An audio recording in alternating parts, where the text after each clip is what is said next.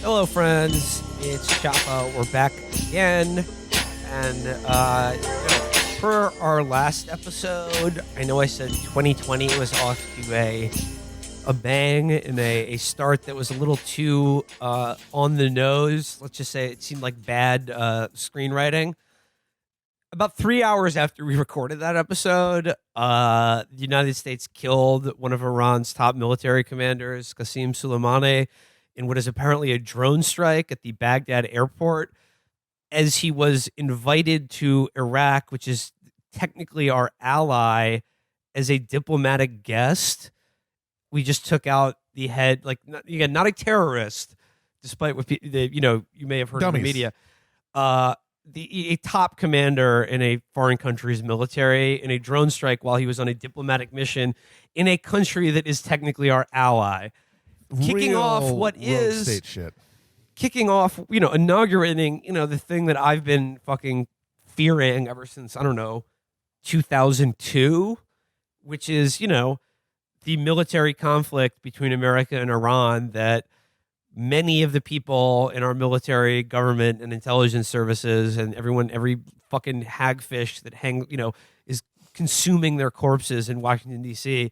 has been fucking drooling over. It's the only thing that gets them hard is thinking about a military conflict between America and Iran. And it does seem like, again, I don't want to be like, I don't mean to be too apocalyptic about this, but like, it does seem that like, if this continues, this is certainly, here we go. We're just heading down that fucking, that path to fucking absolute oblivion. So I got a lot to say about this shit, but I don't know. Where do you guys want to start? Where do you got to kick it off? Because, I mean, it's all bad. I mean, this is a fucking nightmare. It's not good. It's less than optimal. It's a horrifying escalation of an already escalating situation there, a tit-for-tat thing of... We were basically on the same side there for the ISIS fight, which was always going to cause a conflict. And then as soon as ISIS was no longer a direct threat, then that conflict between Iraq and Iran, or the United States and Iran in Iraq, came back to the fore. Tit for tat shit. They launching missiles at our bases. We kill commanders. There's a raiding of the embassy, which we talked about.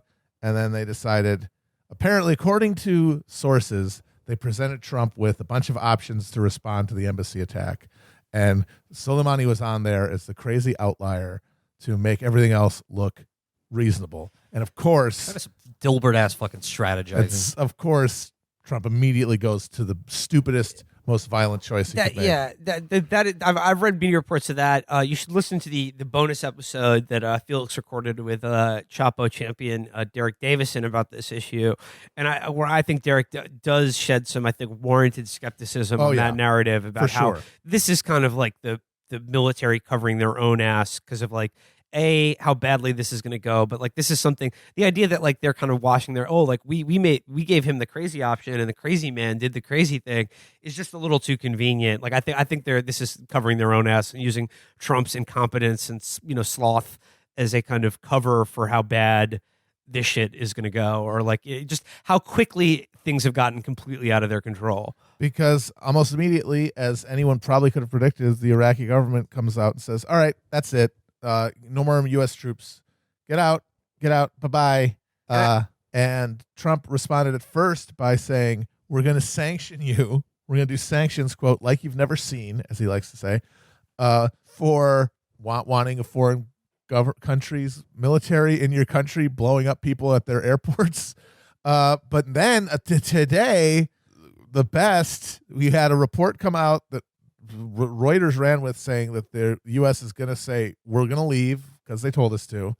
And then 10 minutes later, the Mark Esper, whatever the fuck his name is, the one of the 15 interim defense secretaries, is saying, actually, nope, disregard that, we're staying, which means where the fuck did that report come from? What is going on? There is no unified anything. It's factions trying to get ahead of this thing somehow, put their version out in the media, and of course, since Trump's in charge, there's no one actually directing any of it. So honestly, it could spiral in any direction. The really terrifying thing about this is like right now, how bad this gets depends entirely on how hard Iran chooses to retaliate. Yes. And the thing is, they're going to retaliate because Suleimani, I mean, was a major figure in Iran. And even if the, Iranian government is not popular, or there is popular unrest or democratic or forces reforming and protests, blah, blah, blah. The fact of the matter is, this is an attack on their country. Yeah. And you can say, oh, it's a dictatorship. They made all those people march to the streets. They didn't make 1 million people fucking march. They did not have that functionality. And the fact of the matter is, this guy is a national hero for the most part in that country, and in a way that is largely totally incomparable to anything we have in this country. No. And so the question is how hard are they going to retaliate? I hope, I think they are canny enough to know that they don't have to do a lot to get almost all of what they want. Because up to the moment that we snuffed him out, Suleimani had won entirely. He had accomplished all of his goals in terms of stitching up America in the region. Saved Assad, kicked beat ISIS out, beat ISIS, and is now, as the final coup de grace, having the Iraqi government that has become a client of Iran formally request the United States to leave entirely. Well, the funny thing is that for a minute there, it looked like they might have overplayed their hand in Iraq, because there were a bunch of anti-Iranian protests in Iraq. They were mad about all the Iranian influence in the government, because people have a base, there's nationalism is unfortunately a real thing, and people, regardless of religious affiliation, even in Shia communities, even Muqtada al-Sadr, were making noises about how they were sick of Iran base being overbearing in Iraq, and all of that, of course, now completely obliterated. I mean, again, listen to the Derek and Felix episode, but I can't be stressed enough. Suleimani was probably our single most prominent and effective adversary in the region. The difference is, it's not like you just take him out and there's no one to replace him. His whole infrastructure and everything around, it's all in place. Yeah, it's ready to be picked up. And there's no victory here for us in terms of oh, we got him or whatever. But again, the thing that's so terrifying is it depends on how hard Iran retaliates, and if they kill, our soldiers or God forbid, American civilians, then our retaliation is going to be even worse, and then it's just then we're off to the fucking races. Then it's just the apocalypse. Then any fucking thing could happen. But leaving that aside, what's really terrifying is that forget the neoconservatives, for which Iran has always been the centerpiece of their sort of Pax Americana vision of American imperial hegemony and democratic world building, right? This is the only thing that gets their dick hard. And as bad as Iraq has went, they haven't forgot about it for a second.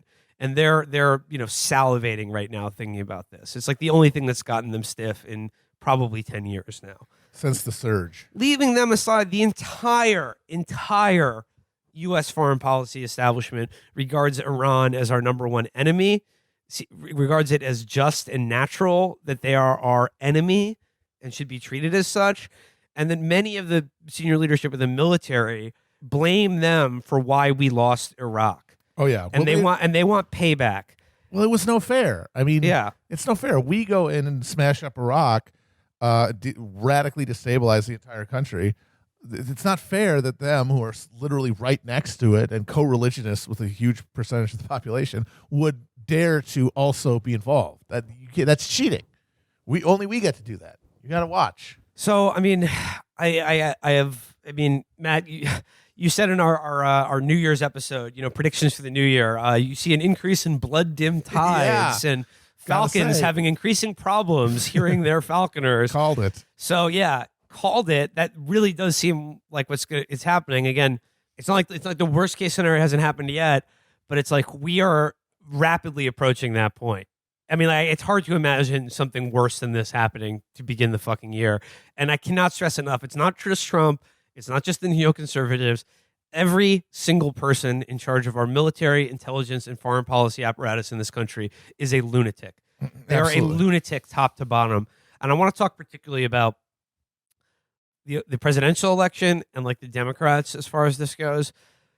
Bernie Sanders, and then I guess Gabbard and actually Andrew Yang too, but Bernie Sanders mainly. And Marianne, let's not forget. They were the only ones who had, Bernie is the only one of consequence who had not just a good response to it, but one that even surprised me. Yeah. And about how good it was. Everyone else is doing the absolute worst thing possible, which is just run the Democrat program, which is just nervously run to the right on all foreign policy. I'm going to use Elizabeth Warren as the perfect example. Her first statement on this was, of course he's a monster that's killed hundreds of Americans. Americans, by the way, who were troops fighting in a war. Yeah. These are not... Yeah, it's not civilians. It's not civilians. It's not 9/11. It's not Those 9/11. were our friends in Saudi Arabia who did 9/11. It's not 9/11 that he's talking about. This is a war that's being fought. Of course he's a monster who's killed hundreds of Americans, blah, blah, blah, blah, blah. But, and then say, this is very concerning, blah, blah, blah, blah, blah, blah, through blah. the wrong channels. Just that night when I fucking just saw this shit coming across my phone, I was like, when Catherine and I were watching a movie, and I had to pause it in the middle of it and just understand what was happening. And as soon as I realized what was happening, like honestly, I wept. Like I wept because of how terrifying, like how much of this, like of my nightmare about this shit is coming true. And the big part of that is just seeing, once again, I cannot stress how fucking dangerous it is for any of these Democrats, much less ones that are potentially going to face a general election against the Republican Party, and Trump as commander-in-chief, who's taking out the bad guys.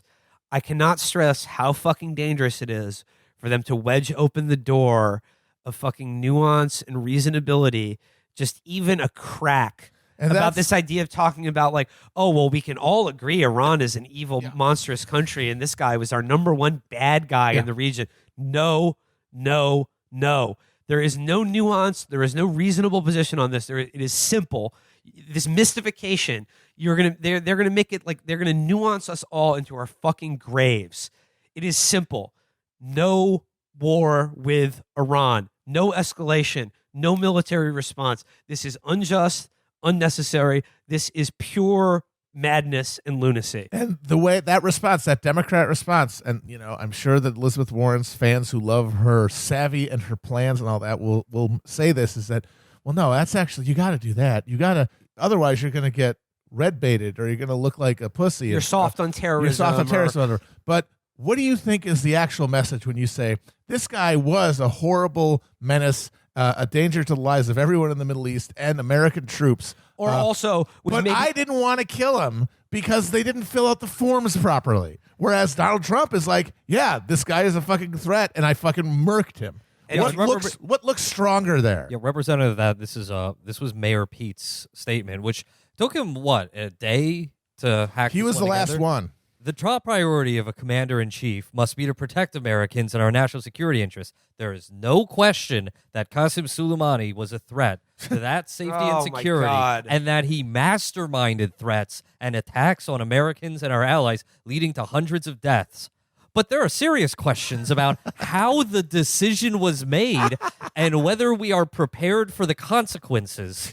You're literally being the pussy cop in Cobra. Listen to this. You're being like, have you considered talking to the Axe Gang? Before engaging in military action that could destabilize the entire region, we must take a strategic, deliberate approach that includes consultation with Congress, our allies, and stakeholders in the Middle East. So you're agreeing with the premise, but you're saying I'm too much of a fucking wuss to actually protect you from this horrible menace, this man who none of you heard about until yesterday. There is no middle ground on this. And again, it is so fucking dangerous for the Democrats to do this. You want to talk about, what's going to swing the fucking election to Trump? It's going into a fucking election where there's like war shit happening. We've seen this fucking happen where, I was for the Iraq war, but against the way the Bush administration did it, or this dithering on it. And again, like, this is not 2001. Yes. Where like 9/11 happened and like 90% of the country was baying for blood. This should be and is a brutally unpopular thing to do. There is no appetite in this country for another fucking war in the Middle East, or any of the, or even the drone strikes, or any of this shit. You think people are fucking thrilled to fucking see another war happen in this country? Even the fucking chuds, for the most part, won't. I mean, they'll line up and fucking they'll line up because they're all bloodthirsty hogs. But like they don't. There's no real enthusiasm for any of this shit. Well, none of them could even explain it. Yeah, this is wrong. This is another endless war. This is Iraq again. It's going to cost us trillions of dollars, thousands of lives. The people who are doing it are lying to you, and like this, just full stop. A lot of people like interacting. There's just people like on Twitter responding to this stuff of like, our younger fans have been like, this is crazy. Like, is this what America was like after 9/11? Thank God, no. And I want to say is like, in a way, kind of yes, because the script is, and people selling it to you are exactly the fucking same. Judy Miller on TV talking about this shit. Ari Fleischer and Karl Rove going on Fox News. I think that in Iran, they're actually good. They're happy he's dead. Ari Fleischer literally said the assassination of this guy would be like a catalyst to topple the regime just and like unite Iraq. the people of Iran against their leadership and for America and pro-democratic just forces. like it happened when we invaded Iraq. Mike Pence was tweeting that Suleimani was literally involved in smuggling the 9/11 hijackers or literally saying he's involved in 9/11. It's the exact same script, and it's the exact same people selling it to you. And I don't just mean Ari Fleischer and fucking Karl Rove. I mean the New York Times front page A1 above the fold. Anonymous military sources saying, "Oh yeah, like he was hours away from killing Americans when we pulled the trigger on him. He was going to blow up the Fuddruckers in the Green Zone." All of it are lies. It's not true. It's not fucking difficult to parse this. They're lying to you because we've seen this all happen before. But here's the crucial difference, though. It's not like America was after 9/11, which was a genuinely terrifying moment where like 90% of the country was just like absolutely bloodthirsty, 100% on board for just anything. Military, jingoistic, nationalist. We could go to war anywhere in the fucking world. They'd be on board for fucking anything. And if you were against it, you were in an extreme minority that could be painted as a fringe who hates America, doesn't love the troops, et cetera, et cetera. That is so not the climate of what the country is now. But here's the thing. It even more depressing, it kind of doesn't matter. It doesn't matter. Everyone, like, it's like, I don't want to make people feel like helpless. The most important thing about a war with Iran is that it hasn't actually happened yet. Like, we can stop this from happening. It's important to be against this. But like, what's depressing to me is, Matt, you and I were talking about this the other day, is it's almost quaint how hard the Bush administration and media tried to sell the war in Iraq based on complete top to bottom fraudulence, how hard they sold it. Whereas now I just feel like they're doing it, but they're doing it in the most half-ass way possible. And what really terrifies me is that just nobody wants it.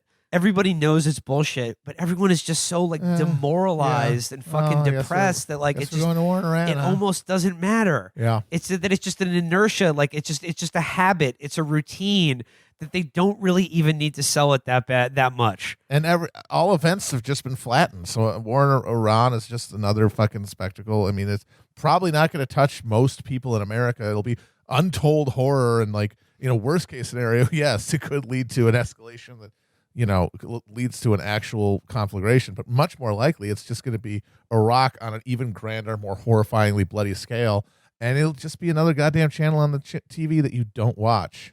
But again, this is not America right after 9/11.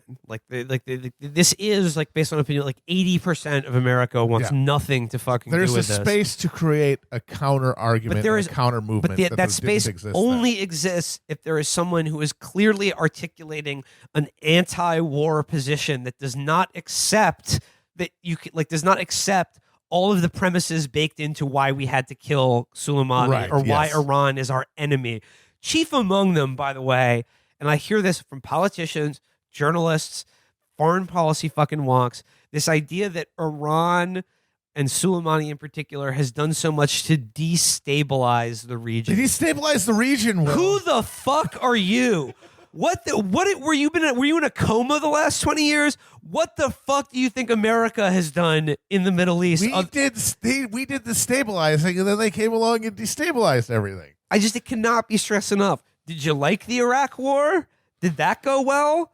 Even if you like America or like think our empire is a good thing or that we should be a leader in the world, you think Iraq or in Afghanistan? You think we looked strong to the rest of the fucking world? We're on a great winning streak as a military, and I just think it's going to keep continuing into the 21st century.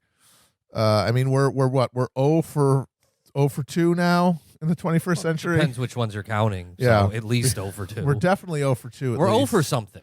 Yeah, we're sitting on a goose egg for a while now, probably since Persian Gulf 1. Maybe Syria, maybe Bosnia. I don't know. But like, here's the thing, though. It's just like it doesn't take that much, and when it becomes like a partisan issue in which there is not a clear anti-war position being articulated by a political leader, people's default will be to eventually fucking fall in line. And especially if it's a Democratic candidate that's talking out of both sides of their mouth and like, making the other side's case for them. Yeah. And in the process looking weak and dithering. Because like, again, if you're thinking about like, oh, like it's a war, Americans' lives are on the line. Most people are just going to go with the default of like, I'm going to go with the guy who's fucking waving the flag. The guy who's going to do something about it. Yeah. The Democrats are saying to you, there is this horrible man wandering around the Middle East like some sort of Shiite Grinch, ruining all of our carefully made plans in Iraq and Syria, wherever else, killing American troops, being a threat. My God, he was probably going to carry out attacks in the near future, according to our solid intel. But hold on a minute. We got to get approval from the chief. When does that guy ever look good compared to the guy who's like, there's a fucking threat and I'm going to neutralize it right now because I care. I care about American safety. On that note, I have a mini reading series. I just saw this from the Washington Post, Opinions, headline, On Iran, one presidential contender rises to the moment, Pete? Another doesn't. Pete? Is it Pete? By Jennifer Rubin. Oh. Leading Iraq war pick. Sorry. Yes, absolutely. There's a picture of Mayor Pete, so that's a little hint for you. The one that fucked up was Elizabeth Warren. Long quote from her at Meet the Press. Contrast that with former South Bend Mayor Pete Buttigieg, who appeared on CNN's State of the Union. I'm reading from the transcript. Jake Tapper asked him, "Are you saying the president deserves some credit for the strike?" Pete, "No, not until we know whether this was a good decision and how the decision was made. And the president has failed to demonstrate that." Now, let's be clear. Suleimani was a bad figure. He has American blood on his hands. None of us should shed a tear for his death. But just because he deserved it doesn't mean it was the right strategic move. This is about consequences. Going on later on in this transcript, I would never hesitate to use force if it was necessary in order to protect American lives. The question is, was it necessary? And was it better than the alternative? It's not hard to believe that General Suleimani was in the middle of a campaign of violence. He was a walking campaign of violence. But when you're dealing with the Middle East, you need to think about the next and the next and the next move. This is not checkers. And I'm not sure any of us really believe that this president and the people around him is really going through all the consequences of what can happen next. This is the ancient Chinese game of Go, not checkers, you bums. He was a walking campaign of violence. How are you? Okay, how do you look good for let's not wanting to kill Let's take that at face value. I'm sure he has killed a lot of people. He's a military commander. What the fuck is America? We are a fucking carnival of violence. We are a fucking tent revival of fucking slaughter and bloodshed all over the fucking world. And here's the thing. I saw so many fucking of these Biden and like these fucking Democrats got so angry at the thing that Bernie Sanders campaign tweeted where he's just like, Shuja described it as like big lose yourself, 8 Mile energy, where he just says like, I was against the Vietnam War. I was against the Iraq War. I'm against this war. I'm against all the horrible imperial bloodlettings that are now universally regarded as disasters. Guess what? I was unequivocally against them and fought against them, voted against them, marched against them at the time. And I'm against this one now too. Who are you going to fucking trust? And by the way, Joe Biden, when he's asked about this, the Iraq war shit, he's just lying now. Oh, yeah. He's just straight up saying, I was always against the Iraq war now. He said, as soon as it started, I was against it. Well, Guess what? How good does that do anyone? Guess what? You helped start it, asshole. There's Who gives a shit? No backsies on this one, dude. The blood is on your hands, too. It's on fucking Pete's hands. It's on all their fucking hands. It's on all of our hands unless you unequivocally oppose any military action against Iran or in the Middle East broader. Get every fucking troop out of there. Bring them home. That is a really good fucking point. Like, when we're talking about, American interests in the region, first of all, when they say that, they're not talking about American civilians, they're not even talking about troops at a base somewhere. They're talking about Saudi oil tankers. That's what they mean by American interests in the region. But if you are talking about Americans, oh God, they're going to get attacked. How about they not be there? Well, how about that solution to the problem that doesn't leave the potential for an escalating series of attacks that lead to a full-scale invasion or some horrifying bloodletting? This is a nightmare. And like the thing is, what do we know about Trump? He's cool. He's lazy. He's stupid. And thus far, that's been kind of his saving grace as far as foreign policy goes, in that like he's done a lot of bad shit, but like we know for sure they had the strikes on Iran all queued up for him to go, and he canceled it at the last minute. They were like 10 minutes away from hitting, retaliating for Iran shooting down a drone or attacking an oil tanker, apparently, allegedly. I think Trump, like at his bottom, his instinct is not always to go to war like most of the U.S. foreign policy establishment. Like he is slightly an outlier of that, but it doesn't mean like he won't do it. The thing is just like he fears war because he fears being a loser more than anything, or looking bad. And, like if you have half a fucking brain, if you imagine America going to war with Iran, guess what? We're going to lose. Great. It's not going to fucking go well. But the thing is, just as true is that if he thought it would make him look good or stop him from having to say he was wrong about something, he would kill hundreds of thousands of people in the blink of a fucking eye. Yeah. He's a lunatic, and like there is not a single person whose hand is on the rudder of any of the apocalyptic war-making powers of the U.S. state right now who isn't a moron or a lunatic. And both of those is the Secretary of State, Mike Pompeo, a snake-handling fucking revivalist hick psychopath, a real fucking like end times guy, who has been pushing Trump as much as he can towards confrontation with Iran ever since he got in there. It's the real version. I mean, it is the farce version of what people accuse the Bush administration of being, of they're fighting a new crusade in the Middle East. Here's a guy who's explicitly saying, I want to do a new crusade for Christianity. Yeah. I mean, Bush would always talk about like, the battle of Gog and Magog, and he would say lots of dumb shit like that because he's just a dry drunk dum-dum who like filled the gap in his fucking soul and brain with, Christianity after he had to quit booze and coke or whatever. And like the people who ran the Iraq war, none of them believed that shit. You think a fucking lizard like Dick Cheney believes anything deep in his heart about Christianity or the Book of Revelation? Yeah. But they were happy to have play up the support of those people. Guess what?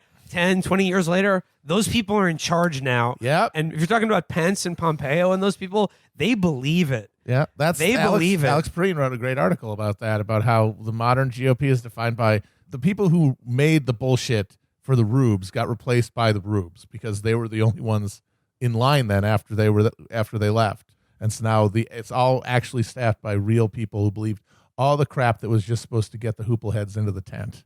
I don't want more to say. Like here's where I want to go with this. Like, so we were talking about the politics of this, like, the military strategy of these grand gestures, just what an absolute nightmare it is to consider military conflict with Iran, both in terms of, mostly what it would do to the people in Iraq and Iran, but, also like this country, like how badly we would get watched. But like, here's the thing. We're not experts on any of these things, but let's talk about something we are experts on. Posting. Yes. There is a new theater of combat in the 21st century that is just now beginning to form, and that is the meme war. And if this is any indication, and you're rooting for America, it cannot look good. Yeah, this is not a good indication. Our troops, they're out there posting absolute cringe. They're posting cringe, folks. They are on TikTok. Either they're like teary-eyed, being like, I don't know why Iran's got to fuck with us, y'all. You better watch out, or or praying, or most likely they're doing TikToks where they're like lip syncing horny dialogue, like, "Are you ready, little girl, to be punished?" Yes. All right. And then just like winking at the camera. They're doing dances and shit. The Iranians, they are posting strong. They are posting so strong right now, and they're coming with some real fire. I'm talking in particular someone who in Farsi like animated that low res American flag Trump posted to kick off World War III. An animation of that just slowly like rising towards you, like coming out of the screen and turning into a flag draped coffin as the number of not likes but U.S. casualties just tick up. I'm talking about just random Iranians just replying to people, just saying like you were a line of the 7th generation of bastards and swine, and like just being like, I hope your son gets deployed to a forward military base in Iraq in the next week. They're posting real hard. And I just want to use, I want to have one, maybe a more hopeful example of some of not just the meme warfare, but, cultural exchange that's going on now between America and Iran. Because genuinely, the American people and the Iranian people, there's no stress here. No. There shouldn't be any beef here. We're not each other's enemies. There's no conflict that any of them are aware of on either end of it. Probably have a lot in common. So this comes courtesy of Jack Wagner of Yeah But Still podcast. He is a very good sort of miner and documentarian of the world of Instagram. And he discovered something. He says, watching unofficial civilian peace negotiations happening in T.I.'s Instagram comments. So this is T.I. posted on Instagram a screenshot of the supreme leader of Iran, and the subtitle is, "Death to America is about the rulers of America." And his Instagram comment to this image is, "Yep, exactly what he said!" ! Ain't no Iranian never called me no. Infested our communities with dope and then locked us up for it, allowed the police to pull us over and gun us down with no accountability, or enslaved us and tried to act like that shit never happened. So, as I pray for our soldiers, I'm also praying for theirs. This ain't our war, champ. Don't start no shit, won't be no shit. MAGA hats ought to go first. So this is the rapper T.I.'s comments about a potential war with Iran. Then immediately his comments from official C Short says here, "I want no smoke with these people. Zero, none, nada, zilch." Next comment, just something in Farsi. Then the next comment from Eli Elham to official C Short. Iranian flag, Iranian flag, Iranian flag, flag, flag, flag, flag. Because you don't have civilization and nobility. Neither you can't smoke with Iranian people, nor you can't eat their poo-poo shit emoji. Next is Salar Wannabe responding to official C Short. "Sorry, man, for all these negative comments from Iranians. They think by to want no smoke, you meant something bad. We want no smoke with no nation too, man." Official C Short. "Emotions are high right now. I understand. I just know we do not want an issue with Iran. Our president does." Shaking my damn head. Next comment from Sharam Ghassemi 6. "We, the Iranian people," again responding to official C Short, "we, the Iranian people, are friends with the American people and have no problem with us, just like the American leaders with Trump and Pompeo. Our problem is with American domination and self-control. We Iranians say to the American people, we have nothing to do with you, but give such a lesson to Secretary Trump that even in the grave he would shake his head when he heard the name of Iran and General Suleimani. Iranian flag, flag, flag, flag." So maybe some hope there, If everybody just gets talking in the Instagram comment sections, go where the muscle men are, the Iranian muscle men. Yes. Make some connections. Like let's create sort of a Christmas truce in the Instagram comment sections so that we can de-escalate amongst the populations. Yeah. Okay. Wait. This is the last thing I want to talk about. Trump also said via Twitter again. Haha. Another thing we're experts in. This thing was like, I'm supposed to give legal notification for starting a war. Consider this tweet that. You're welcome. Then he went on to outline if Iran retaliates in any way, he already has a list of targets, including 52 quote cultural sites inside Iran that he's willing military and cultural sites, including 52 specific cultural sites in Iran, or I guess the Shia world, of their holy sites and sites of world cultural heritage that he's willing to just wipe off the mat with fucking missiles, which is hilarious because that is literally the argument we use for why first the Taliban and then ISIS are evil. the Taliban blew up those statues in Afghanistan. ISIS destroys cultural heritage sites. And like, not to mention just like how utterly monstrous that is to contemplate doing. It's also something that like, I was thinking about this, like America, like as a culture, we really don't have any analog for these like breathtaking religious and cultural sites in Iran that are like centuries, if not thousands of years old, that represent like some of the most like beautiful like architecture and places of worship and culture that have no parallel whatsoever in American culture. Spoken like someone who has not visited the original TGI Fridays on the Upper East Side. The very first one. I don't know if you guys are aware of that. Really? Yeah. It used to be a singles club. That was the original concept. Wow. Yeah, it was a singles bar. I mean, we have symbols of our power and might, which is certainly what the World Trade Center was. But like, there's nothing that's like this. And again, like doing that would be not just a war crime, but it would be unleashing something that we cannot possibly imagine the consequences of, or what it means to not just the people of Iran, but like an entire part of the world. And there was another example of posting strong. It was just some random comment who said like, Americans don't understand what it means, like a hero means. There are no heroes in American culture that we can retaliate against that would be analogous to General Suleimani. He said, who are we going to kill? Spider-Man or SpongeBob? And like that just really stuck with me. Yeah, no, definitely. It really does feel like it's the fucking vandal culture, just or an absence of culture, just and exemplified by the most disgusting Philistine in human history, just sitting at the prow of the most powerful military ever, with the ability to just wipe out centuries and millennia of fucking cultural heritage by pressing a button. And the idea that we let it ever get to that point, even if he doesn't press the button, that we let it get to this point is just a massive indictment of the entire structures that we've created. I mean, it's just like the thing that keeps getting me is like Soleimani, whatever you think of a good guy, bad guy, just that like this is a guy who, he spent 40 years going up through the ranks of the Iranian military and fought through Middle East diplomacy, all that internecine back channels and stuff. Fucking showed down against Saddam during the 80s and the IDF a million times and saved Assad and beat ISIS. And then he gets blown up on a fucking tarmac by some fucking pimple-faced dipshit in an air-conditioned trailer in Nevada on the order of the stupidest man in history. A man who could not pronounce Suleimani's name correctly with a fucking gun to his head.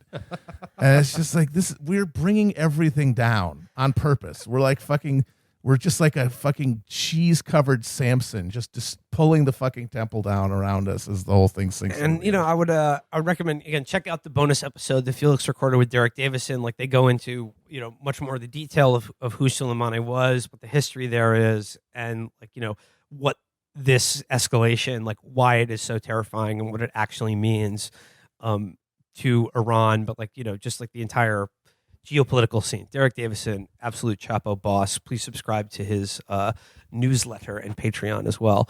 I guess that's just the last thing I'll say before we switch into our interview part of the show is this is a fucking nightmare. I would say that there's nothing to do, but like the only thing we have right now is the one viable presidential candidate who is articulating a position that is clearly anti-war, and that is Bernie Sanders. And if this escalates faster than that, we're going to have to start rethinking what anti-war movements mean, because we have a pretty relatively fresh experience in Iraq with what doesn't work. So I don't know what will, but we're going to have to start thinking pretty quickly. But I'm saying, like, I can't stress enough how different it is now that there is a popular, viable contender for the presidency of the United States who is articulating exactly the case, saying the things that you or I would say in that position, who has a very real shot of being president. There is absolutely no comparison in my lifetime in American history, particularly as it comes to war in our post 9/11 world. Immediately after the assassination of Suleimani, Sanders rushed out with a comment calling it an assassination, which was just terribly gauche, and which he was then later criticized for by Michael Bloomberg. And, monocle shattered across the Beltway. In that Jennifer Rubin article, in that transcript, it ends with Tapper asking Buttigieg if he thought it was an assassination. Well, it doesn't matter what you call it there. He was definitely a very evil man, but Trump didn't send the right memo to the proper email channels. I love post about it in the correct Slack channel. I love Buttigieg's thing of like, well, we need to know if it was a good decision or bad decision. No shit. Oh, let me see the fucking spreadsheets on that. You fucking just you husk of a man. Not even you husk of a rat. I would say, it's easy to get demoralized because, as we know, we have no political power, and the most evil, contemptuous, stupid people are in charge, and it's on rails. It's on rails, and I mean, the only thing that's really given me hope in the past few days, when we're surrounded by the insane hogs, baying for murder of people that they never met, cannot even contemplate their lives, and the people who are gratuitously lying to them for personal profit or to be in the good graces of elite opinion makers. The only thing that's given me hope is one Black Twitter, which has had the correct line throughout all of this. And, of course, Bernie Sanders and AOC as well. But Bernie Sanders is the one running for president right now who has articulated, again, the clearest line. Oh, this Middle East stuff that you all hate, I'm getting out of there. That's it. Done. Next. And everyone, in the liberal foreign policy establishment, everyone's, Democrats and Republicans, they're clutching pearls about it. No, you got to say, can't say it was assassination. You've got to say he was a bad guy. And you've got to say the problem was, Trump didn't, place a phone call to lying Adam Schiff or something like that.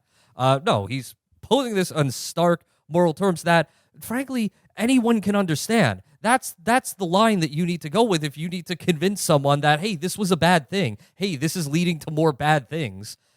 You don't really have to get too cute with it. Just say, hey, this guy Bernie Sanders, he's going to get us out of there. To that end, and I mean, if you want to have any hope of one, not ever going to war with Iran, but two, more critically, extirpating the national security ghouls, the ones who were wrong about Iraq, who were wrong about Afghanistan, who are now pushing, for a war with Iran, the ones who put the fucking menu of options in front of Donald Trump, then you need to elect this guy. That's it. This is the shot. This is your time. Fine. You want to make your criticisms that like Bernie isn't left enough on a lot of these foreign policy issues? Fine. Have at it. But it's not going to win you any points with me right now. I'm not going to be move from this position because compared to anyone else who's even close to the position he has in the U.S. government, he is light years in a different galaxy about this shit and of morality and just the necessity of not starting these fucking wars. And it's the only one. He's honestly the only one with the integrity to say it because the integrity and record, 30-year voting record against wars, against hiking military budgets. He voted against Trump's military budget, and he was one of. He voted against the sanctions on Iran. Yes, too. He was one of exactly 2 senators to vote against the Iran sanctions. Something that the resistance lunatics still hate him for. Because that was the bill that included Russia sanctions. Even though Iran was still fucking in the treaty, the nuclear treaty, and we're abiding by its fucking specifics at the point where they're saying, we'll throw some more sanctions on there. So how can you trust anyone, even a Democrat, who says, well, I think the problem was that Trump broke the Iran treaty. I want to go back to that. I want to reset the clock. How can you trust any of them? How does any one of them have the moral credibility to make that case after the entire fucking party voted to add more, it's what is essentially an act of war, more murderous sanctions on the country? That's the real difference between now and the lead up to Iraq, is that now we have a leading presidential candidate with the unequivocal anti-war argument, and the war in Iraq, it was Phil Donahue, was the guy who topped out highest. Janine Garofalo right after. Sam Cedar. And he got his fucking show canceled for his trouble. So that is a big difference, because there has to be, if there isn't a fucking other option on the table, and all you're getting is a media Borg mind telling you, and both parties telling you, that there's this horrible, dangerous man out there, and this horrible, dangerous country that something has to be done about, then there's no real meaningful barriers to the worst thing happening. But not not to leave you with total, black pill here. Again, especially to our younger listeners who either weren't alive or just don't remember what this country was like after 9/11 and during the lead up to and prosecution of the war in Iraq. I can't stress enough, despite how similar it seems, I cannot stress enough how different it is to be anti-war now. Yeah. The anti-war movement was like totally ignored and marginalized, but like I cannot stress enough like how alien you were made to feel to speak out against the war on terror or war in Iraq at the time up until maybe 2007. Whereas now, basically everyone feels that way. Most of the people in the military probably feel that fucking way. And like, I don't think like that makes them any like better or more moral or whatever. But like the climate of the country is different. For you to say forthrightly, I am against war, is not to feel like you are the only person left alive on Earth. There are millions, tens, if not hundreds of millions of your countrymen, and certainly billions of people around the world who feel exactly as you do. And I'm sure that the media will still lie to you, and they will still bullshit you, but it is not. They do not have the same foundation to make you feel as totally isolated, insane, and alone as they did at that point in time. That's the last thing I'll say on that. Before we go into our interview with Briahna Joy Gray, who will tell you about, perhaps even with more immediacy because of recent events, exactly how we can get Bernie Sanders into the White House. Joining us now, making her second appearance at Chapo Trap House, is Briahna Joy Gray, National Press Secretary, Bernie Sanders campaign. How are you? I'm doing well. Thanks for having me on. We should make note that, yes, you get your two-time appearance Chapo challenge coin. Look for that in the mail. But since you've last been on, yes, you are National Press Secretary for the Bernie Sanders campaign, but also, and I think more importantly, fellow podcast host. That is true. I have the great honor and privilege of hosting the Bernie Sanders 2020 campaign podcast called Hear the Burn. We have done something like 40 episodes straight. I started my second week of work. Bernie came in and was like, I think we should have a podcast. I said, okay. He said, I want it up by next Tuesday. I said, okay. Does he know what a podcast is? Well, he does. I mean, he's the one who has this really interesting history doing all of this kind of grassroots media, right? With his public access show, his spoken word record that he doesn't really like to talk about very often. So he really was invested in it and came on our first episode and, drops by periodically. But what I really love about the podcast is that we don't just focus on Bernie. It's not one of these kind of obsequious, I love my candidate, isn't he just God's gift to humanity kind of campaign podcasts. We really like to talk to people behind the scenes, people who are part of the movement, both folks that work on the staff at junior and more senior levels, folks we meet on the campaign trail, debunking some of the media mythology that goes on, and really trying to give a sense of the underlying ideology and ethos that's driving the movement beyond any particular policy point. And I think it provides a kind of sense of catharsis for some people, the same way that Chapo absolutely provided that catharsis for me in 2016, who can feel at times gaslit by the overwhelming avalanche of kind of misinformation and kind of bad faith attacks that can kind of come our way in particular. We will put a link to Hear the Burn in the description of this episode, but if you're listening, do not stop listening to this episode to listen to that competing podcast.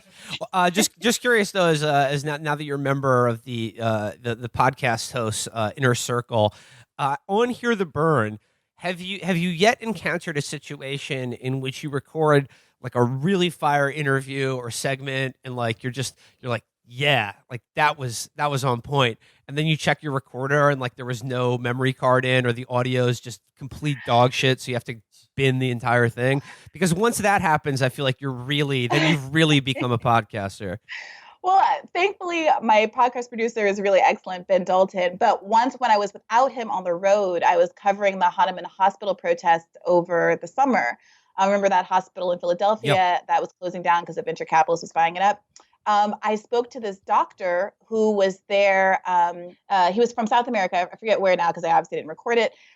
And he was a great intersection of an immigration story and a healthcare story. And after I spoke to him and a couple of other of the best interviews that day, I checked and I just completely bungled using my little Zoom recorder. So that haunts me and stays with me forever. But Ben is a great podcaster, has saved me from that. And for the second season of our podcast, all of the episodes are also watchable on YouTube. So for people who aren't engaged entirely by just listening to audio, you can watch everything, and it's really beautifully done in video. So that's out there. Welcome. Sorry to compete. Welcome to the gang. I didn't mean to ratchet it up and try to one up Chapo, but I just had to put that out there. Well, let's get into the race. How's it looking? Okay. What's the view from Bernie Central Committee? It's a really exciting time to be part of this campaign. No one wants to jinx it. I think all of us are a lot more comfortable being in the position of kind of coming up from behind. But, we just had these two amazing polls in Iowa and New Hampshire, where we are first. We've been strong in national polls, in a solid second place in closing the gap there. We are doing really well with constituencies that are really important to this race, and including in states like California and Nevada, principally talking about leading with Latino voters.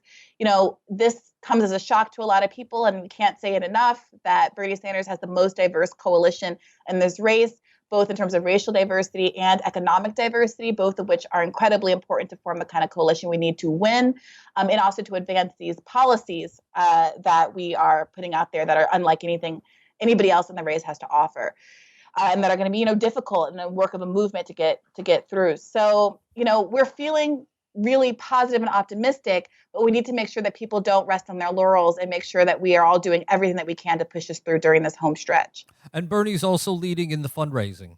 Oh, by a mile. And by a mile, I mean $10 million.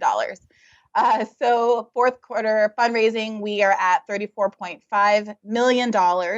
And even more impressively than that, I think we had 300,000 new donors in the fourth quarter, right? People who had never given to our campaign before, 300,000 new donors. And in the last day, 40,000 new donors. How much of that can be used in the primary? As opposed to saving it for the general election? Right. I don't know the specific number for that, but what this really proves is that we have the staying power that other campaigns just don't have. 99% of the people who've given to our campaign can give again. So when in a world where people are debating whose wine cave fundraiser was least offensive, we have the ability to defend our ethical fundraising unlike any other candidate. And, if you think about what we saw in 2016, we know that Donald Trump is not above exploiting weaknesses in his opponents that reveal his own hypocrisy, right? Democrats sometimes are overly invested in this notion that we can shame people or talk about Republican hypocrisy and make them stop making these arguments. But the reality is, if you look at the kind of exchange that happened on the debate stage during the last debate, between some of the other candidates, Bernie was able to remain above the fray. And I think that's going to be really important going forward into the general, to make sure that we don't end up in a place where where Trump is able to get to the left of candidates the way that happened in 2016. As of now, how many unique donors does Bernie have? It's over. It's 5 million individual donations.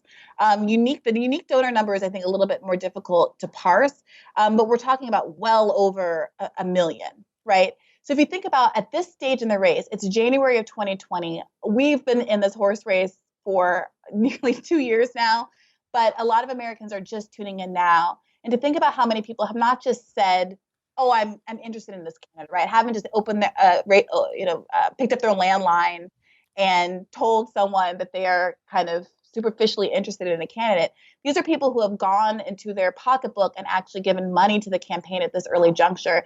And that really demonstrates a kind of enthusiasm that is unlike anything that anybody else can tout. Something that we've talked about on this show is, for the past few months, I know that the, professional press corps competing wonks have only very recently come around to this realization that Bernie is within spitting distance of running the table with the early states. Like you said, that poll shows a three-way race in Iowa between him, Mayor Pete, and Joe Biden, and is currently in the lead in New Hampshire and is, I think, favored to win there irrespective of what happens in Iowa.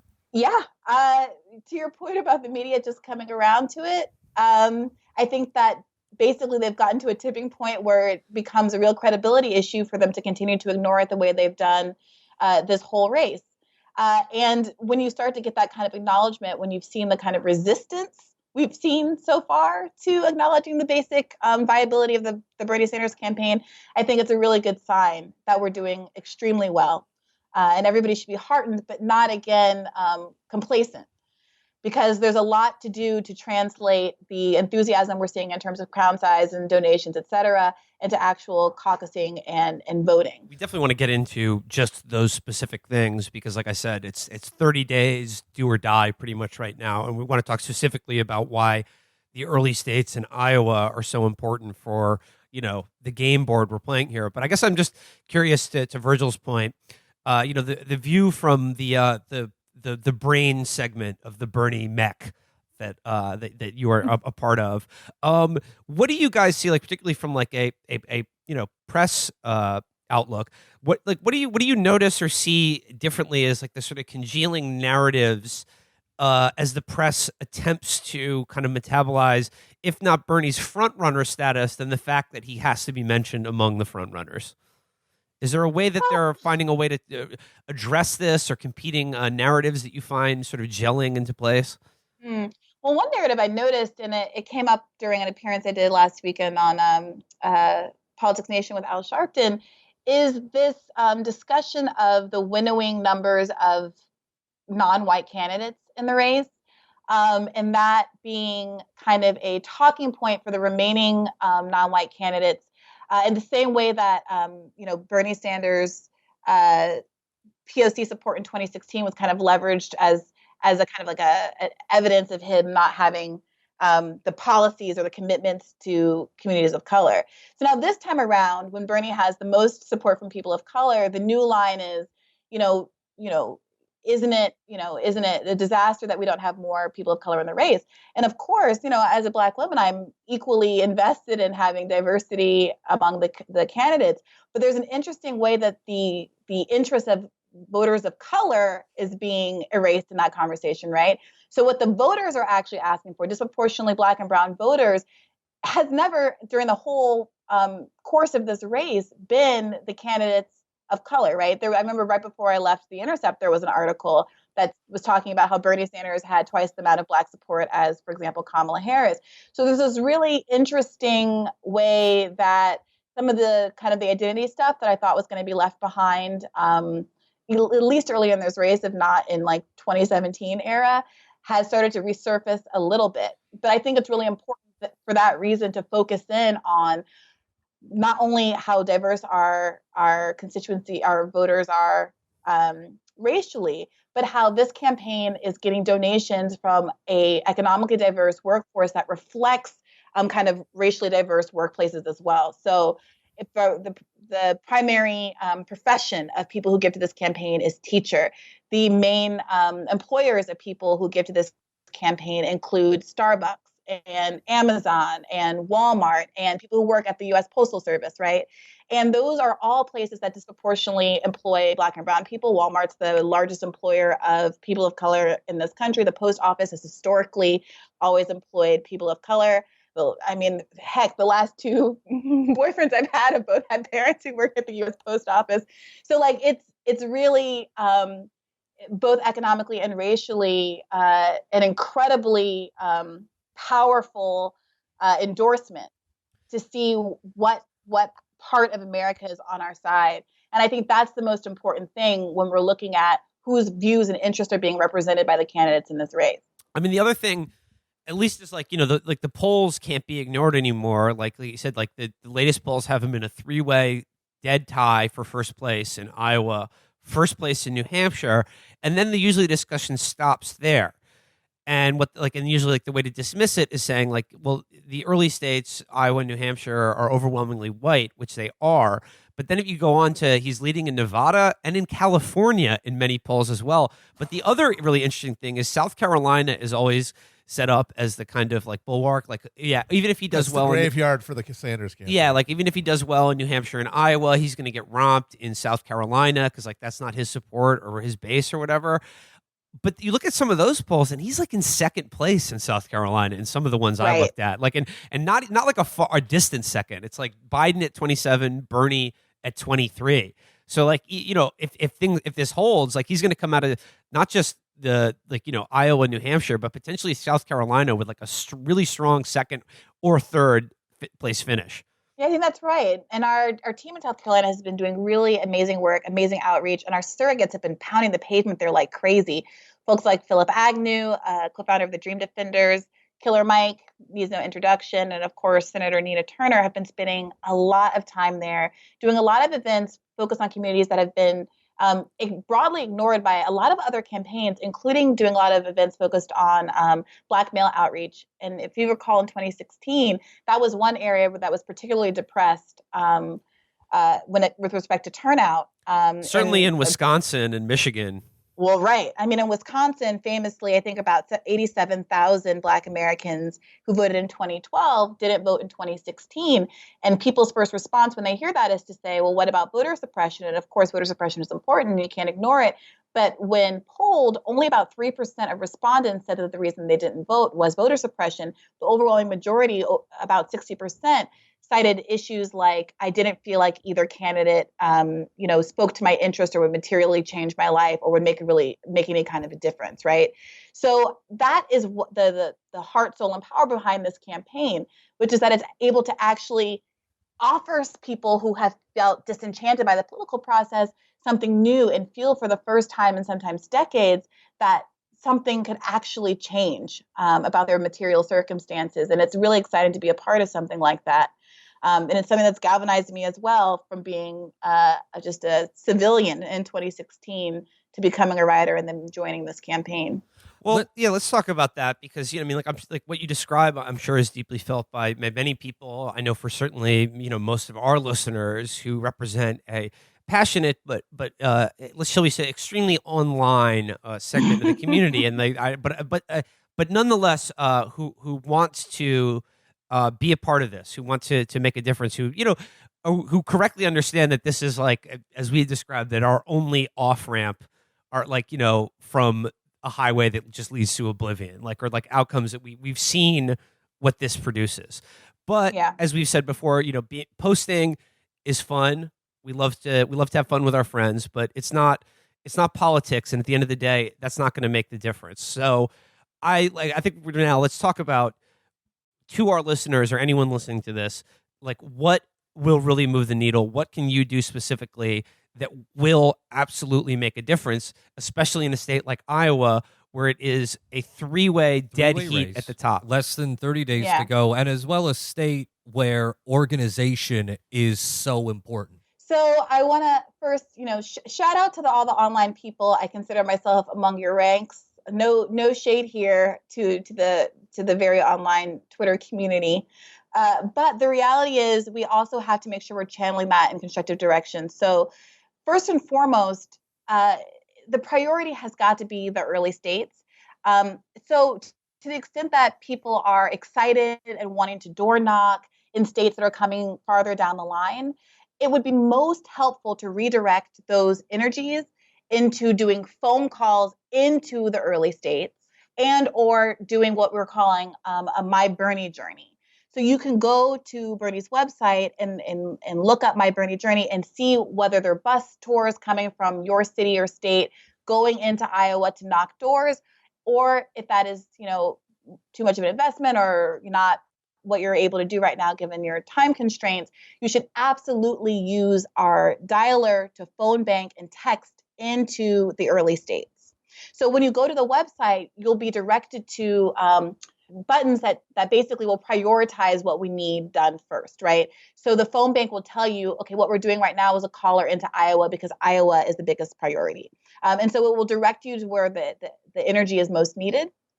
But to be really clear, there are some Super Tuesday states like California, which we're also focused on. But for the most part, unless you are living in one of those first four states, it's probably best to hold off door knocking in favor of calling into one of the more high priority states at this point.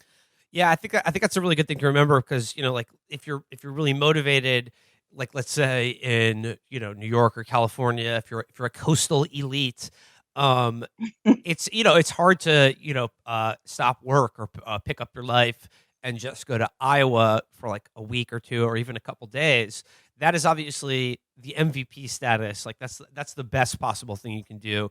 That will go that will take your efforts the furthest to getting to where we all want to and need to go. But if you can't do that, the phone banking stuff where you're calling people in Iowa or these early states would probably be the next best thing, right? Absolutely. So you can find that at berniesanders.com/volunteer for all of those volunteer links.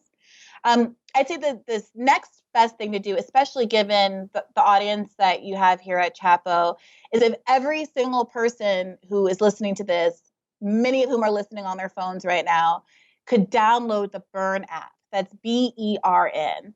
The Burn app is our organizing tool, and it does a lot more than I think most people recognize. It's an app that both gives you all of the policies that we've put out at your fingertips. So if you're trying to talk to people, convince people, if there's any confusion about what we stand for, it's right there. But more importantly, it's a way for you to organize your friends and peer cohorts. So one of the first prompts that you get when you download the app is to put in the names of people that you would like to organize. And it will prompt you to say, are they likely to be a strong Bernie supporter, not a Bernie supporter at all? And you can then push and share information to them, whether it's the new podcast episode that comes out, whether it's a new informational video we've done, whether it's a live stream of a Bernie event that seems to be particularly germane to their interests.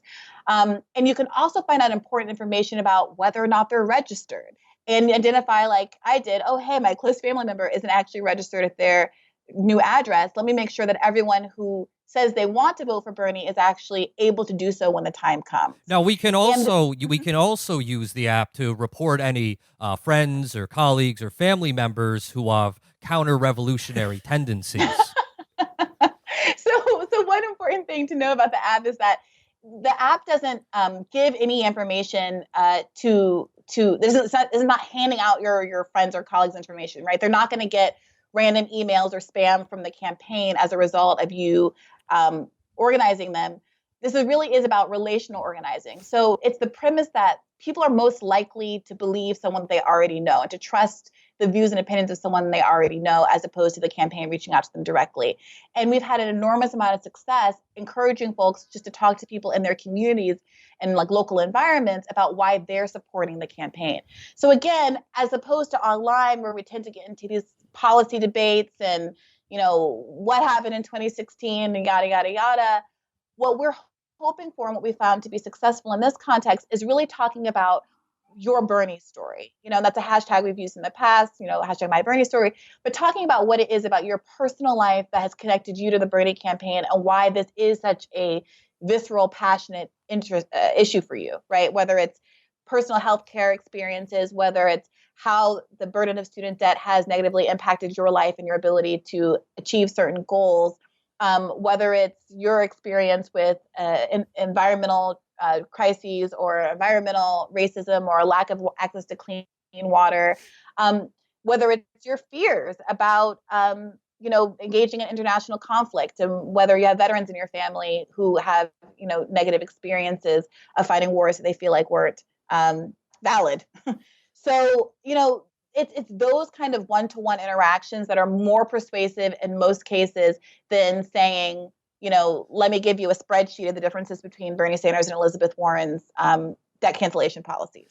Although that's an important point to make. Yeah, well. no, but to your point about this kind of like one-to-one, relational organizing, like 2 points I make on that is, like contra, like the sort of the arguments and jokes that people make on Twitter, genuinely, I think like one of the most effective pitches or things to share or like how to get someone on board who's like maybe not totally committed or interested but doesn't know what all the excitement is or why you might be so into Bernie Sanders is the clips of the way he relates to people at these town halls, particularly on the issue of healthcare and particularly relating to people's quite frankly their pain and misery caused by the cruelties of the American healthcare system, and like the way he responds, the way people share these very sensitive and harrowing stories about their life, and the way he responds to that, I think is a very, very useful and important tool.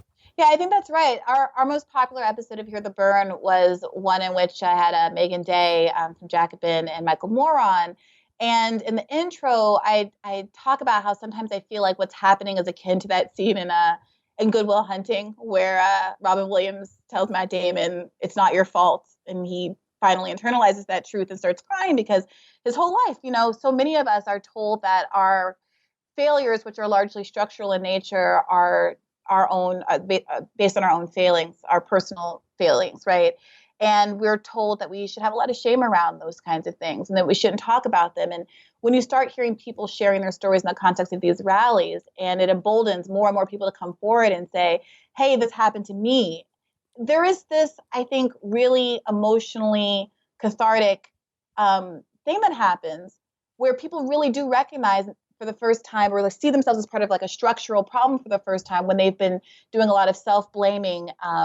And the shame is now being shifted from the individual to being placed on a system, right? When Bernie says we're the richest country in the history of the world and we're still treating our citizens this way, when we have 500,000 people who go homeless every year in the richest country in the history of the world, when we're on the brink of another $2 trillion war potentially, and it only costs $81 billion to cancel medical debt, when we have constant conversations about how we're going to pay for X, Y, and Z, and Bernie is challenged on all the minutiae of his policies, and none of the other candidates in the race, to my knowledge, have ever been asked why they don't back any kind of plan to cancel medical debt. It's exhausting. But it is an enormously gratifying and an end to a certain kind of gaslighting to be in an environment where everyone's, ripping the veil off and talking honestly about all of the problems that too many of us share. So if you are able to share those stories in your intimate, personal context, I think it really goes a really far way to advancing the cause of this campaign and this movement. And if you talk about like the electability issue or what a general election between Sanders and Trump would look like, which is, I think, something that a lot of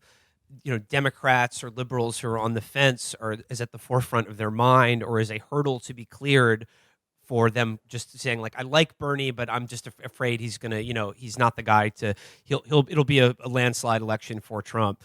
I mean, I think the thing that I always come back to, and we've talked about it on the show a lot, as far as drawing a contrast between the two of them, I think liberals don't really understand, or like they don't quite get the way in which Trump appeals to the people who vote for him, who may otherwise not vote for even a Republican, or could vote for a candidate like Sanders, is that he channels people's pain and rage and hatred in a way that gives them permission to express it, but express it at people who are that they regard as like less than or different than they are. Whereas Sanders is responding to the same, rage and pain and, quite frankly, hatred that exists in this country, but crucially gives people permission not to hate themselves for it, rather than give people permission to hate other people. Yeah, I think that's exactly right. I think that some liberals, not to paint with too broad a brush, are reluctant to acknowledge that Trump, in a lot of ways, accurately diagnosed problems, even though he either offered the wrong prescription or lied about the prescription he was offering, right? And it's not enough just to kind of blanket say Trump is wrong and America was already great and we're going to return to the status quo. You've got to really take on some of the accurate diagnosis that he had. I mean, I remember there was this one moment shortly after the election, I think it was in early 2017, when Bernie did a town hall with Ted Cruz about healthcare. And you could tell Ted Cruz had his, Harvard debate team hat on and was all ready to go with his talking points about how there were failures of Obamacare were myriad and yada, yada, yada, and premiums had gone up and all this stuff. And then it's Bernie's time to talk after the opening remarks. And he's like, you know what? Ted's right. There are problems with the Affordable Care Act. And that's why I think we should have Medicare for all. It resolves all of these concerns, right? And Ted Cruz didn't really know where to go from there. And so there's a way that instead of trying to play on their turf, Bernie is consistently able to reframe the arguments in a way that actually addresses the underlying concerns that have been raised by Republicans and raised by Trump in particular in a really visceral way, but redirect in a way that's a lot more constructive. And I do think that stressing electability is incredibly important, both talking about polls and talking about these kind of substantive ways that Bernie Sanders is like designed in a lab to go up against Donald Trump, because he doesn't have the same kind of vulnerabilities that most politicians have from having to flip-flop on a number of positions over the course of their career, to have to justify their votes on trade issues, the Iraq War, previously advocating to cut Social Security the way that Joe Biden has done. Issue after issue after issue, other candidates, the longevity of their political career is a liability, and for Bernie Sanders, it's something that he can run on rather than run away from. And so both hard metrics like fundraising out of Obama to Trump districts, which dwarfs fundraising there from all the other candidates, all the things we talked about at the top of this segment, those are important, but also stressing that we don't want to repeat 2016 by electing or nominating a candidate with the same kind of vulnerabilities that we had then. Getting back to like the early states, could we just talk about like Iowa specifically, and like for as far as you guys, as far as the campaign goes, how important is Iowa to your overall path to victory? I mean, I don't think it's any surprise to say that Iowa sets the tone for what's coming forward, right? And it was in large part Bernie coming so close to winning in Iowa in 2016 that galvanized a lot of the momentum for him later on, right? And so we want to win Iowa. We can win Iowa, and with your help, we will win Iowa. It's just a matter of continuing to set records with respect to calling the way that we've done. If anybody is interested in calling, you should go to berniesanders.com/call. It's really easy to do, surprisingly so. You can do it on your phone or through the computer interface, so that makes it even easier. You can do it as part of a community call and have that kind of community engagement, or you can do it solo.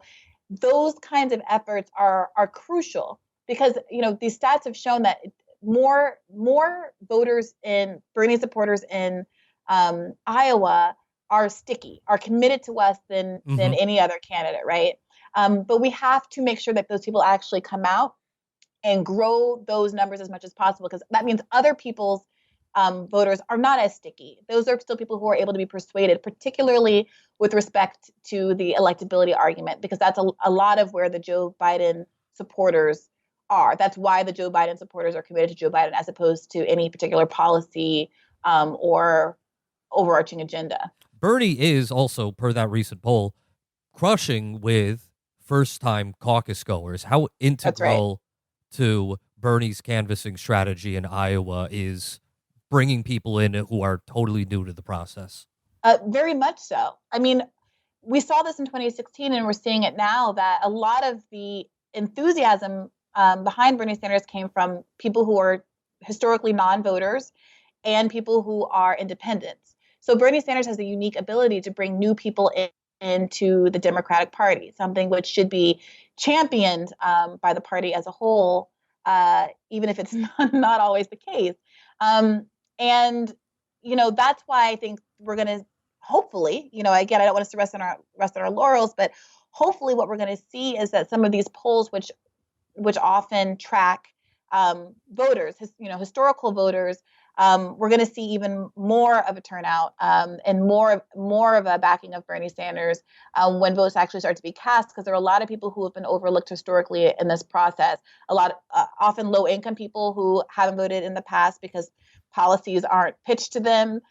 There's a lot of talk about the middle class and very little talk about the poor, typically in politics. And also people who historically have identified as independents because of some legitimate concerns they've had with both the Republican and Democratic parties.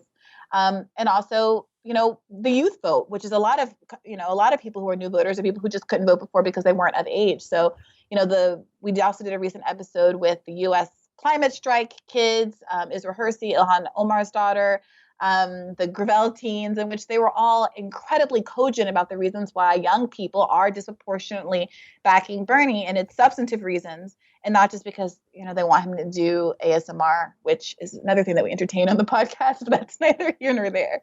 Let's talk a little bit about the Bernie journey. I know that this is really a place where our fail listeners would excel. They don't have what you might call a job to keep them in Chicago or St. Louis or another state or something like that. They have the opportunity to enlist in the Bernie shock troops. what new life awaits them on the Bernie journey? What so describe that experience. Okay, so if you go to berniesanders.com/Bernie Journey, you can sign up and get connected to staff members on the ground in various states that will coordinate with you to put together a trip so that you can travel to an early state and actually do door knocking there. So it's an incredible opportunity to have a kind of community relationship here, right? And not just be doing kind of the sometimes isolating process of posting online. You can actually meet people and talk to people and learn how to talk to people. I mean, I think that something that I didn't necessarily anticipate was how much my arguments would be shaped by vetting them with real life humans on the campaign trail, as opposed to being a writer or just being a Twitter edgelord. So, I strongly encourage you, if you can, to do that. People will facilitate you getting to where you need to go.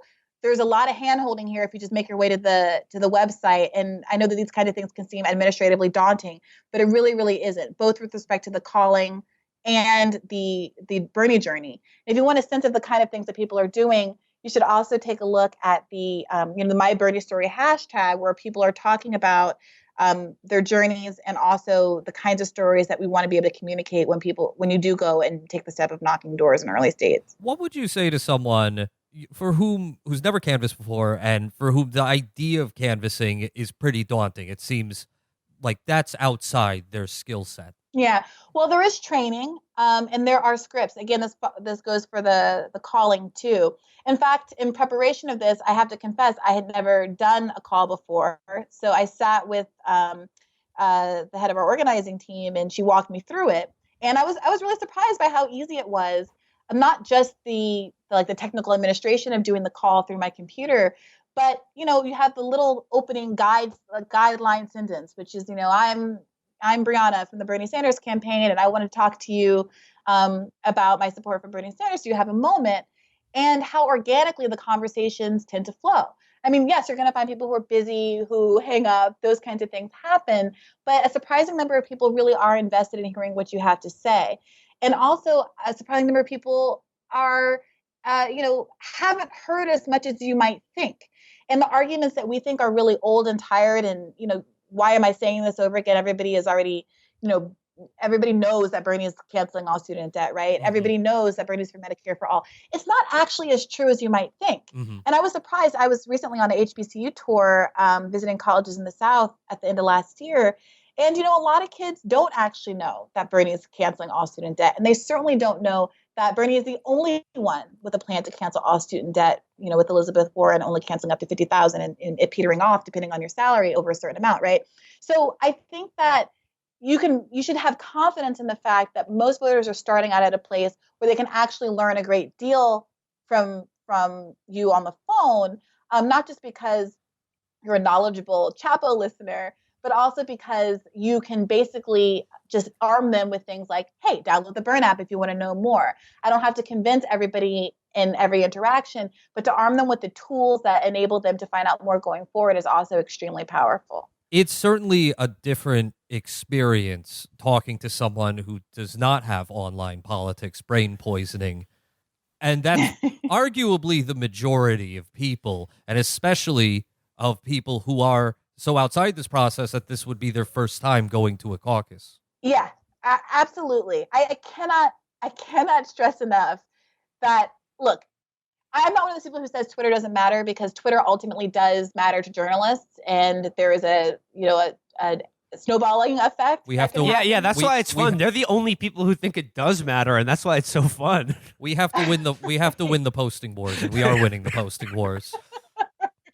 Right, and we are winning them, which I think is partly why you get this. There's a recent resurgence of the Bernie people online are so intense. I think that there is some frustration that Bernie people, unlike I think anybody else that I've ever spoken to, they know their stuff. If I meet a Bernie supporter at a rally or on the street, there's no equivocation about why they support Bernie. There's none of this, I think he's just cool, I want to have a beer with him, stuff like that. it's so specific that I routinely think to myself, gosh, you could be the national press secretary. Like, you were doing an excellent job of making the case. And that translates, I think, into the online battles where our supporters are very articulate and knowledgeable about the historical scope of what Bernie has stood for, what he's accomplished, and about the policy prescriptions that he has on the table right now. So all that being said, it requires so much less than that to talk to people in real life, many of whom are just tuning in now for the first time. I mean, yeah, it is certainly fun and funny to do this online, and thank you all out there. Like, it's I think one of the things that that drives people the most crazy is just how much fun the Bernie people are obviously having, as opposed to the finger wagging scolds on the other sides. But like the thing is, like, it's fun to do this in real life too. It's different. And I would imagine, there should, you'll go through some sort of a boot camp like facility to, turn you from a wet lump of clay into a hardened machine of Bernie support and canvassing. But it's fun, and more importantly, it matters. And it does. To the point about Iowa in particular, as like kind of this, the starting gun for this presidential race. That will set the tone, and it's one that I think Bernie truly has to win, because like even a very strong second place finish will be regarded as a loss and interpreted that way because of how much Iowa is set up for him to win, specifically in terms of it being a caucus state, and how much that privileges candidates with, like you said, a sticky, dedicated core of support. And I said this before, but I really want to emphasize it again. You can't take any of this for granted. It's just all there for the taking. And if you allow yourself to get outworked or out hustled by these Buttigieg, Biden, or Warren people or their campaign, and you wake up the morning after the Iowa caucus, how is that going to feel? I would hazard a guess that you will feel like shit for the rest of your life, or what little is left of it after these people have their way with our country, So no matter what happens, you can just have an insurance policy on a lifetime of self-doubt and regret of just doing even the smallest amount of these things that we've talked about.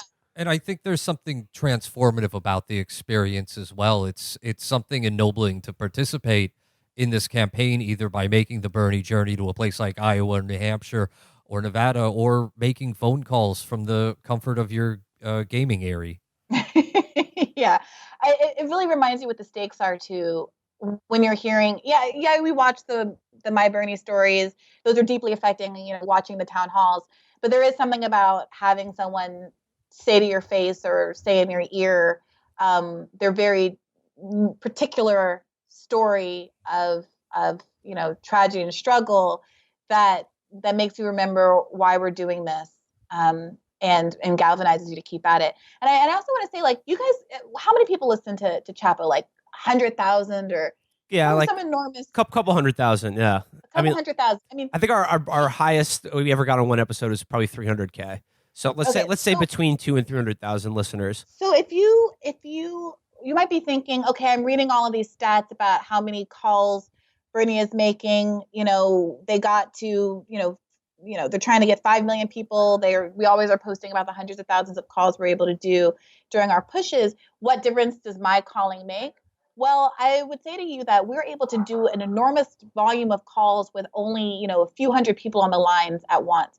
Imagine what would happen if even a small percentage of Chapo listeners started to engage in these calls, right? Like the smallest percentage of people, the same way that, Patreon is able to pay dividends with a small number of people, relatively small number of people paying, could manifest in terms of relational organizing through the Bernie app, through the Burn app, doing calls, doing these Bernie journeys, right? So I don't want you to think that you're just too small a drop in the ocean.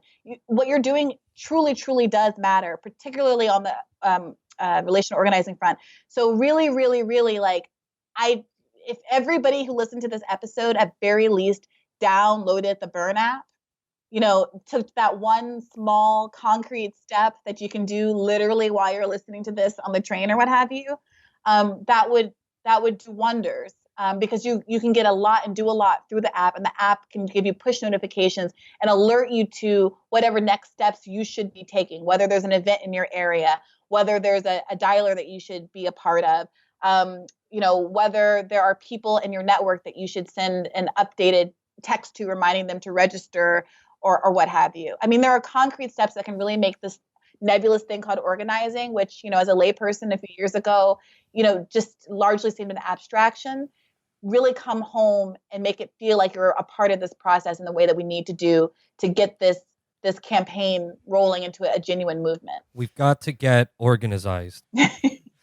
and these things are kind of, cliche to say, like, in politics, like, money isn't everything, or at least that's what they're saying now that Bernie has lapped everyone by millions of dollars.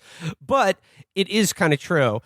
And what does really does matter, again, really, especially in Iowa, New Hampshire, and these early states, is just, knocking on doors, actual bodies, on the ground, people doing the work of organizing, reaching out to, and making sure people vote, whether it's in your own sort of like community, family, friend network, but most importantly, outside of that in a state like Iowa. Yeah, because remember, Trump also had that. Trump had that enthusiasm. And we need to make sure that someone who similarly has that kind of fervor among their supporters is going up against Trump in the general election. I want, everyone think really critically about the last time they encountered, a highly enthuciastic Biden supporter or, a Biden supporter. I mean, yeah. Well, we deal with that every time Felix is on the show. So, we have we're well versed in how to talk to them. I truly don't mean it, in a shady way. But the reality is, it's not enough to have people making a false electability calculus in a primary without considering the kind of enthusiasm you're going to need to go up against someone like Trump, who is more than able to turn out tens of thousands of people to his rallies, and is more than able to light the fire under his base to go knocking on doors and making sure every member of their families are coming out to vote. This is in fundraising like a fiend, right? And this is a lesson we learned the hard way in 2016 when we condescended to the great Bill Mitchell when he said the real ground game is in our hearts, and was what fools we were. Yeah, what fools we were. But like, again, to that point, talking about like, it's not like the polls are one thing. But if you look at crowd sizes and things like lawn signs, like, you're not a fool to take that into consideration of who's really going to get it done. And like, as far as the Democratic side goes, nobody is turning out the people to actually come out and see him and listen to him speak or go to an event like Sanders does. And it's not even close. We should. I think we should wrap up this segment. But before we go, on a personal note, I would like to pass along, as far as family activism and organizing goes, I've finally got all of my immediate family members on board the Bernie train. Obviously, my sister was already there. My father, I knew he was going to be a pushover. His only thing that prevented him from immediately going for Bernie is that he's just too much like him. Like, he just sees too much of himself. In Bernie, and doesn't like that, because it's a New York thing. Pollsters call that the doppelganger effect. Yeah, it's sort of like a New York thing. Like, it's someone too much like yourself, you think is an asshole, or you're instinctively wary, sort of in a self-deprecating way. But most importantly, right before the new year, I got a text from my mom that she was finally coming over to Team Bernie and was going to vote for him in the New York primary and give money. Which, I mean, I don't know how you guys want to input that into the central Bernie AI, as far as sort of like older liberal white women who were super, super into Hillary Clinton in 2016, and more importantly, way, way, way Team Warren for 12 months of 2019 up until the very, very end. So, well done. You are a champion. May I ask you, do you have any tips? What do you think did it at the end of the day? She just listens to the podcast. No, well, that's an important point. No, I mean, that is important. And I want to say also, I adore Chapo. I've sincerely been listening nonstop since 2016. But for those people, have older relatives who might want something like it's a different style, a little bit, less online, Yes. maybe Yes. even. Say no more. Say no more. I do recommend, and this is what I do for my older family members as well. I do recommend Hear the Burn. And I have been told that folks who didn't get it, who didn't understand, why the old white guy, who doesn't really understand the philosophy, because, I think a lot of us don't actually support Bernie because of like one particular policy. Medicare for all, perhaps, yes, but there is, and on top of the policies, there is this understanding that he's a person who is reasoning from a place that is human-centered and moralistic and understands how power operates in this country and doesn't think that we can tinker and technocrat our way into getting change done. And that kind of a persuasion, if you get people to understand that, then it doesn't come down to any one policy or another. Then it suddenly becomes, I trust this candidate because of his record and his approach to issues that has borne out to be the most effective approach, the most ethical approach, the most progressive and humanistic approach.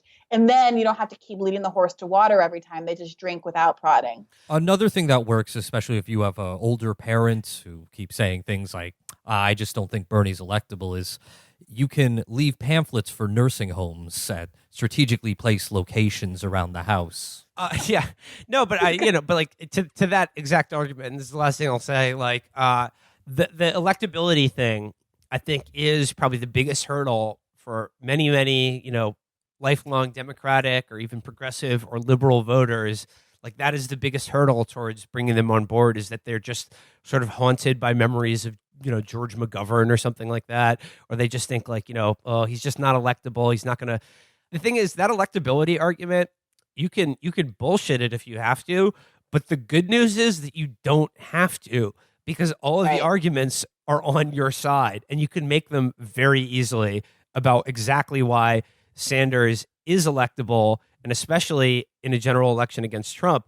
But the most key thing to that is winning these early states, because that is what will really make the argument, and that is what I believe you will begin to see a tectonic shift as people realize, sort of, I hate to compare the two, but kind of similar to as they did with Obama in 2008. I think that's right. And that includes, South Carolina, because I think a lot of what's going on with Black voters, there's a lot of discourse about what's going on with Black voters, but it's largely about electability and not any particular policy. And Black voters trying to anticipate what white voters are going to vote for, right? And electability arguments, I think, are going to go a lot farther than trying to pander to any particular policy issue, because the policy issues that Black people have said that they care about the most are, in fact, shared broadly, with healthcare being number one for Black women. So electability over holidays as you talk to your parents. And remember, we did an episode with Peter Dow, which a lot of people really enjoyed, because we all remember him as one of the most strident Hillary supporters in 2016. And if he can come around and be one of the biggest champions of Bernie's cause, then really it could be anyone. Well, Brianna, I want to thank you so much for your time and everything you guys have done here at Virgil. And let's get those URLs again. The Bernie Journey, you can find information at berniesanders.com/Bernie Journey. If you want to call, which you absolutely should, you should go to berniesanders.com/call. And yeah, if you do a My Bernie story, you can do it through the Burn app, which you can download at whatever Google Play or Apple, App Store is your preference. You can also download it on your computer if you don't have a smartphone or prefer to use the computer interface, and use the hashtag MyBernieStory if you just record and want to post it online, so we can track those and follow them and help them to go viral. I do think those are forward slashes. Are they? Well, they'll be in the show. My bad. They will be in the show description. Sorry, I can't do that. All right, 5 Pinocchios next. They will be in the show description and the Burn app on your phone. Burn app. You kids love apps. Come on.